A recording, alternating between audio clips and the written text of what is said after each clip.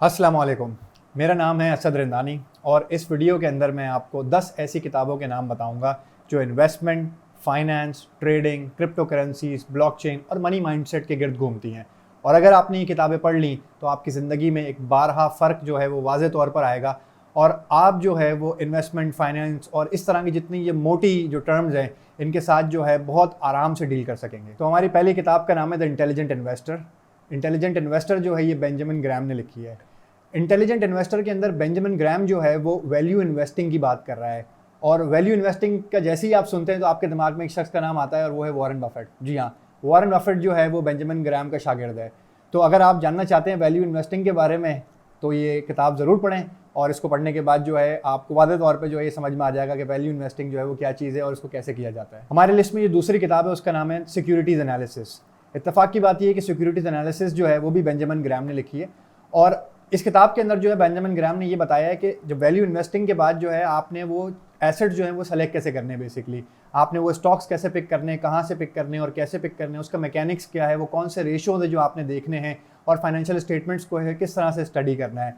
तो इस किताब को अगर आप पढ़ते हैं और इन दोनों किताबों को आप पढ़ते हैं तो आपको वैल्यू इन्वेस्टिंग और वैल्यू इन्वेस्टिंग करनी किस तरह से है वो सिक्योरिटीज एनालिसिस के अंदर जो है आपको बहुत वादे तौर पर समझ में आएगा। तो हमारी तीसरी किताब जो है उसका नाम है the alchemy of finance. Alchemy of finance जो है ये जॉर्ज सोरोस ने लिखी है।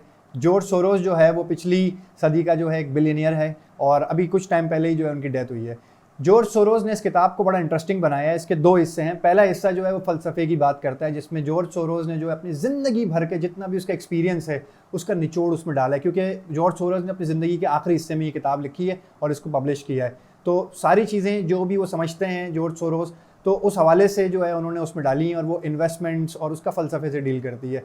जो दूसरा हिस्सा है इस किताब का वो थोड़ा सा जो है वो टेक्निकल है और वो थोड़ा मैकेनिक से डील करता है जॉर्ज सोरोस की स्ट्रैटेजी और उसकी ज़िंदगी के हवाले से। तो इस किताब को अगर आप पढ़ते हैं तो आपको दो टर्म्स जो हैं वो बहुत अच्छे तरह से समझ में आ जाएगी, प्रिंसिपल्स ऑफ फैलेसी और प्रिंसिपल ऑफ रिफ्लेक्सिविटी। ये क्या है इसको जानने के लिए आपका इस किताब को पढ़ना बहुत ज़रूरी है। अगर आप ऐसे शख्स हैं जो क्रिप्टो करेंसीज़ में जो है ट्रेड करना चाहते हैं लेकिन आपको पता नहीं है और आपने अभी स्टार्ट नहीं किया है तो हमारी जो चौथी बुक है ये बिल्कुल आपके लिए है। इसका नाम है an altcoin traders handbook. Altcoins क्या होते हैं? बिटकॉइन के अलावा जितनी भी क्रिप्टो करेंसीज हैं उन सबको जो है वो ऑल्ट कॉइन्स कहते हैं। ये किताब लिखी है निक पटेल ने और इस किताब के अंदर जो है निक पटेल ने बड़े अपनी ज़िंदगी के हालात और वाक़यात बताए हैं और जो है उसने ये बताने की कोशिश करी है कि उसने कहाँ से शुरू किया, किस तरह से वो क्रिप्टो करेंसीज़ में आया, उसके बाद जो है किस तरह से उसने अपने ट्रेडिंग के करियर का आगाज़ किया और उसकी स्ट्रैटेजी क्या है। और क्रिप्टो करेंसीज़ को अगर आपने स्टडी करना है, आपने उनको एनालाइज करना है तो आप जो है वो क्या देखेंगे, कौन से मैट्रिक्स को देखेंगे, जिसमें से चंद एक मैट्रिक्स जो हैं वो टोकोनॉमिक्स को देखेंगे, आप ऑर्डर बुक को देखेंगे, फ्लोट को देखेंगे करेंसी के, और टेक्नोलॉजी वगैरह, फाउंडर्स वगैरह को आप देखेंगे। तो ये सारे प्रिंसिपल्स जो है उसने अपनी इस किताब के अंदर बताएं। और निक पटेल जो है बेसिकली पेशे से तो एक राइटर है लेकिन वो क्रिप्टो करेंसी का ट्रेडर है। तो अगर आप जानना चाहते हैं तो इस किताब को ज़रूर पढ़ें कि निक पटेल जो है अपने कॉइन्स को कैसे एनालाइज करता था और करता है और उसने कैसे पैसे बनाए। हमारे लिस्ट में जो पांचवी किताब है उसका नाम है the basics of bitcoin and blockchain. Antony Lewis की किताब है। Basics of bitcoin and blockchain जो एक बड़ी मज़ेदार किताब है। अगर आप जो है नॉन टेक्निकल आदमी हैं, मतलब आप कोडर नहीं हैं, आप प्रोग्रामर नहीं हैं, आप जो है वो किसी भी तरह की ब्लॉकचेन कोडिंग या प्रोग्रामिंग नहीं जानते लेकिन आप समझना चाहते हैं कि ब्लॉकचेन्स क्या हैं और बिटकॉइन क्या है, तो ये किताब आपके लिए है। ये किताब शुरू होती है सबसे पहले मनी और करेंसीज़ की एक डिबेट से, उसके बाद ये आहिस्ता आहिस्ता आपको ब्लॉकचेन की टेक्नोलॉजी, उसके कितने हिस्से हैं, कितनी तरह की ब्लॉकचेन्स होती हैं, कितने तरह के कॉइन्स होते हैं, टोकन्स और कॉइन्स में क्या फ़र्क है, एंड सो फोर्थ। इन तरह के तमाम टॉपिक्स में जो है ये आपको लेके जाएगी और आप जो है जब आप ये किताब पढ़ लेंगे तो इसके बाद जो है मैं इस बात की आपको गारंटी कर सकता हूं कि आपको जो है वो कॉन्सेप्ट्स पता चल जाएंगे कि ब्लॉकचेन क्या है, बिटकॉइन क्या है, क्रिप्टो करेंसीज क्या है, कैसे काम करती हैं और hard fork, soft fork, permissionless, decentralize, centralize exchanges, ये सब चीज़ें क्या होती हैं। तो इन सब चीज़ों को अगर आप जानना चाहते हैं तो इस किताब को ज़रूर पढ़ें। हमारे लिस्ट में जो छठी किताब है वो बड़ी इंटरेस्टिंग किताब है। वो किताब लिखी है एंड्रियस एंटोनोपुलस ने और उस किताब का नाम है द इंटरनेट ऑफ मनी। ये किताब मबनी है एंटोनोपुलस के जितने भी टॉक्स वो देता है या जितने भी उसने लेक्चर्स लिए हैं तो उसकी टॉक्स और लेक्चर्स जो है इस किताब के अंदर जो है वो डाल के जमा करके आपके सामने जो है वो पेश किए गए। और आप जब इस किताब को पढ़ेंगे तो उसकी खासियत ये है कि आप इसको कहीं से भी खोलेंगे तो आप जो है मतलब आपको ये महसूस नहीं होगा कि आपने जो है वो पिछला वाला चैप्टर नहीं पढ़ा। आप बहुत आराम से जो है इस किताब को कहीं से भी खोल के पढ़ सकते हैं क्योंकि हर किताब का हर एक चैप्टर एंटोनोपुलस की जो है एक टॉक है और जो है किताब बड़ी इंटरेस्टिंग और बहुत मज़े की है और बहुत टॉपिक्स पे बात करती है बिटकॉइन और ब्लॉकचेन के ऊपर। तो अगर आप जो है वो बिटकॉइन को समझना चाहते हैं और उसके इर्द गिर्द जितनी भी डिबेट है उसको समझना चाहते हैं और वो क्या कर सकता है, उसका पावर क्या है, पोटेंशियल क्या है और क्यों उसको बनाया गया, तो ये किताब जो है आपके लिए पढ़ना बहुत ज़रूरी है और इस किताब को ज़रूर पढ़िएगा। हमारे लिस्ट में जो 7वीं किताब है वो मुझे बहुत पसंद है, उसका नाम है trading in the zone. Mark Douglas की एक बुक, बेहतरीन बुक है। Basically trading in the zone जो है टेक्निकल एनालिसिस के माइंडसेट, ट्रेडिंग के माइंडसेट के ऊपर एक किताब है और ये किताब बात करती है कि आप जो है वो जोन्स में कैसे ट्रेड करते हैं और आपका अपना माइंडसेट जो है वो किस तरह से आपको जो है वो परेशान करता है जब आप कोई ट्रेड लेते हैं और किस तरह से जो है आपको ट्रैप करता है एक लूजिंग स्ट्रीक के अंदर। तो मार्क डगलस जो है बड़े डिटेल में इसके ऊपर बात करता है अपनी किताब के अंदर।